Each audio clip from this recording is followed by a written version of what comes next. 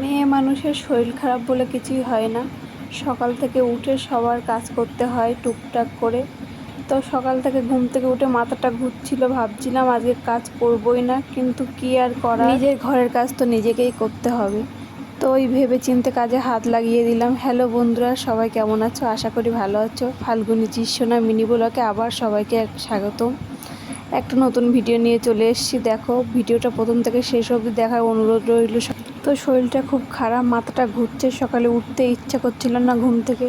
তো উঠতে আরও হবেই, কিছু করার নেই, কাজ তো করতেই হবে, ঘরের কাজ তো নিজেকেই করতে হবে। তো দেখো বন্ধুরা, সকাল সকাল ঘুম থেকে উঠে গেছে এবং কাজে হাত লাগিয়ে দিয়েছি। তো ঘুম থেকে উঠে আগে ফার্স্ট কাজ তো বাসি ঘরটা পরিষ্কার করা, সেটাই করছি। পুরো সব কিছু গুছিয়ে পরিষ্কার করে আর ভাবছি একটু অল্প কিছু রান্না করে নেব, কেননা শরীরটা সত্যি খুবই খারাপ। কাজ করতে মোটে ইচ্ছাই করছে না, কিন্তু করতে হবে, না করলে হবে না। আমি বিছানাটা গুছিয়ে নিয়েছি পুরো পরিষ্কার করে, এবার ঝাড়টা দিয়ে নেব। তো বন্ধুরা, আমার ভিডিওগুলো তোমাদের কেমন লাগে একটু জানিও, একটু কমেন্ট করো, লাইক করো, আর আমার চ্যানেলটাকে একটু সাবস্ক্রাইব করে দিও। যারা যারা আমার ভিডিও প্রথম দেখছো তারা আমার চ্যানেলটাকে একটু সাবস্ক্রাইব করে দিও। তো দেখো বন্ধুরা, শরীরটা খারাপ থাকা সত্ত্বেও সব কাজ তো করতেই হবে নিজেকে, তাছাড়া তো কেউ করে দেবে না। আর নিজের সংসারের কাজ বা কে বা করে দেবে, নিজেকেই করতে হবে। তো আমি ঘরটা পরিষ্কার করে নিলাম, এবার পালা বাসনটা মাজবো। বাসনটা মেজে ধুয়ে নেব। আসলে প্রচণ্ড বৃষ্টি হয়েছে তো, যার ফলে জল জমে গেছে চারিদিকে, জল, বাইরেও জলে ঘেটে ঠান্ডা লেগে গেছে। ঠান্ডা লেগে মাথা যন্ত্রণা, মাথা ঘোরা, নানা রকম প্রবলেম হচ্ছে। কিছু করারও নেই, জল তো ঘাটতেই হবে, জল না ঘাটলে তো কাজ হয় না।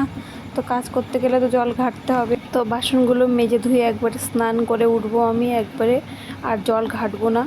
তো দেখো বন্ধুরা, আমি স্নান করে উঠেছি এবং ভাতটাও বসিয়ে দিয়েছি।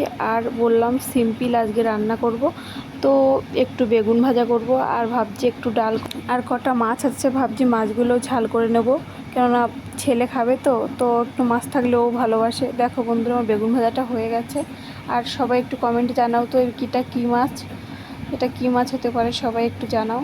দেখো, ওই মাছটা নুন হলুদ মাখিয়ে ভেজে নিচ্ছি ভালো করে, মাছ ভেজে পরিষ্কার করে নিচ্ছি। দেখো, মাছটা আমার ভাজা হয়ে গেছে। এবার মাছের ঝাল করার জন্য একটা মশলা বানিয়ে নেব। তার জন্য একটু শুকনো লঙ্কা, একটু জিরে, একটু আদা, একটু রসুন আর একটু পেঁয়াজ কেটে আমি পরিষ্কার করে ধুয়ে রেখে দিয়েছি। এবার মাছ ভাজা তেলের মধ্যে একটু কালো জিরা আর একটু পেঁয়াজ দিয়ে দিলাম, দিয়ে ভালো করে ভেজে ফ্রাই করে মশলাটাও করে নিয়েছি মিক্সিতে। তো মশলাটা ভেজে জল দিয়ে দিয়েছি। দেখো, জলটা আমার ফোটার অপেক্ষা, ফুটলে মাছগুলো দিয়ে দেবো। এদিকে আমার ডালটাও হয়ে গেছে। দেখো বন্ধুরা, আমার বাবু ডাল দেখতে এসছে। আসলে ডালটা খুব ভালোবাসে, তো যার ফলে ডাল দেখতে এসছে, ডালের গন্ধে চলে এসছে।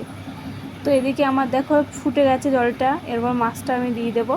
তো ফুটতে থাকো, ফুটে গেলে, শুকিয়ে গেলে ধনেপাতা দিয়ে নামিয়ে দেবো মাছের। দেখো, আমার মাছের ঝালটা রেডি, ওপরে ধনেপাতা ছড়িয়ে নামিয়ে নিয়েছি। মাছের ঝাল রেডি। ওকে, টাটা।